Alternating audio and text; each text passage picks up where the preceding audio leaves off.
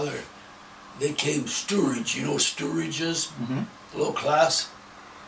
They had nothing much to do down there, but they had a deck of cards. Dad always talk about this deck of cards, and he just put the cards on the table and let somebody pick a card and show it to everybody, and put it in the deck, shuffle the deck, and Dad's looking away, and then he'd put the deck over his head and feel the numbers as if to think that they could tell his sense of feel on the numbers. And when the card would come up, my mother would wink at him and he'd put the card on the table. They never caught on. Is that what they sound as ornery as you. I was going to say?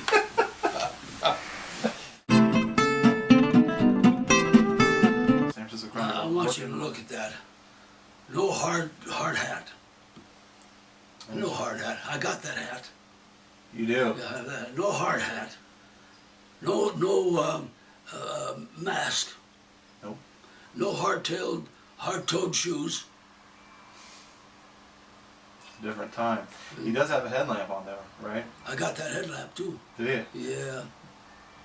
Yeah.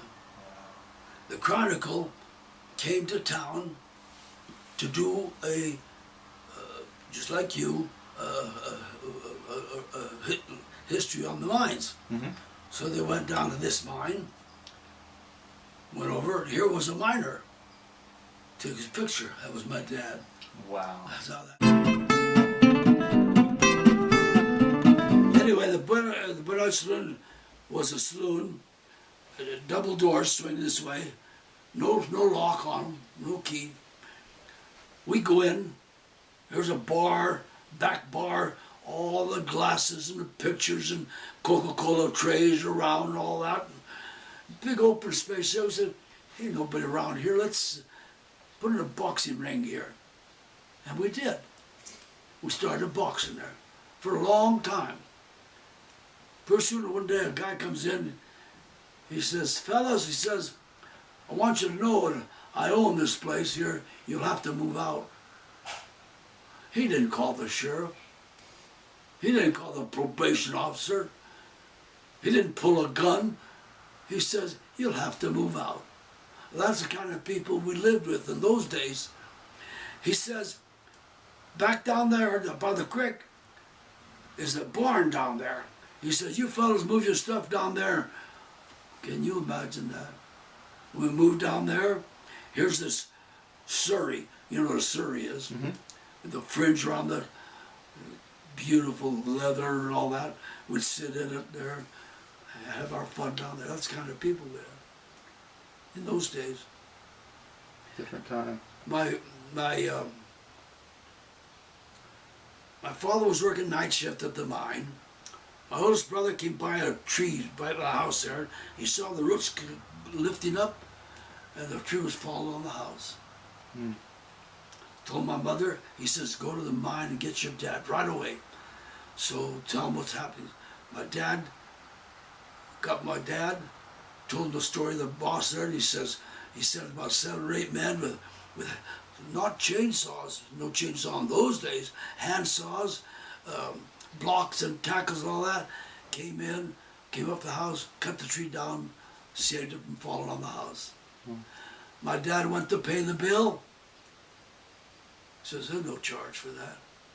That's the kind of people we lived with in those days. Hospital. Appendectomies, tonsillectomies, 2 or 3 at a time, the family. You take out your appendix, it's an appendectomy. Mm-hmm. Take out your tonsils, it's tonsillectomy. Do you know what they call when their technical name is when you remove the hair on your head? Mm-hmm. Haircut. My father went to pay the bill, $900. Mm. 2 or 3 tonsillectomies, 2 appendectomies. He says, you're a miner, aren't you? He says, yes. He says, too much money for you. He said, you give me $500. That's the kind of people we lived in those days. That's the kind of town we had. You don't feel we have that kind of a town now? No, no, Why not? no. People, too many people are too.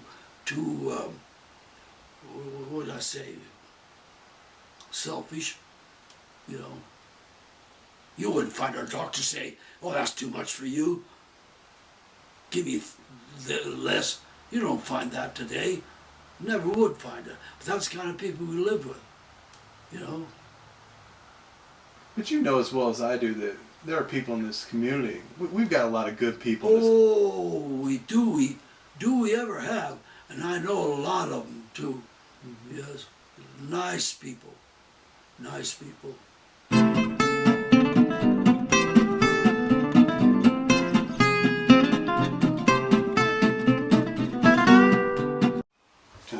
For the town, very important. Oh yeah. Oh God. I don't know what the subscription was in 1920s, but I know that after we started subscribing, about 25, 6, 7 era there, we would. Fact of the matter is, my dad learned English from your paper. He learned to read from your paper. Wow. See, when we were in Gaston, where I was born, I spoke no English. Right?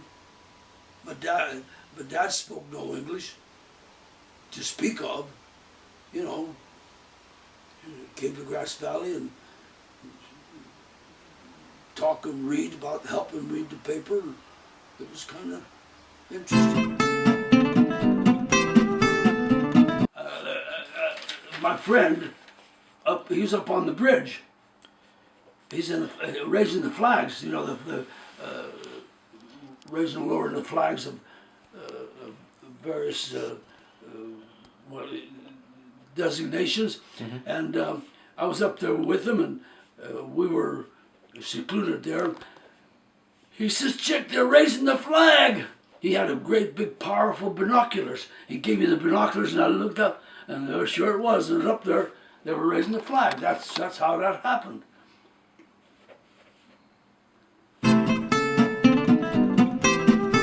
Now you think of it, $16 trillion in debt. As our country is, and as fast as we are, we should have $16 trillion in the bank instead of in debt. It's a shame. It's a dead right shame. Isn't that right? You're darn right it's right. Look at all that vast. We have the East, the Midwest, the Pacific, the North, the South, all contributing to the good of the country. And we're $16 trillion in debt. What the hell happened? What the hell happened? I'm going back and see Benjamin Franklin and talk to him. And George Washington. And Paul Revere. You know about Paul Revere, don't you? Well, yeah. You know what he said after his midnight ride? What'd he say? Whoa. Whoa.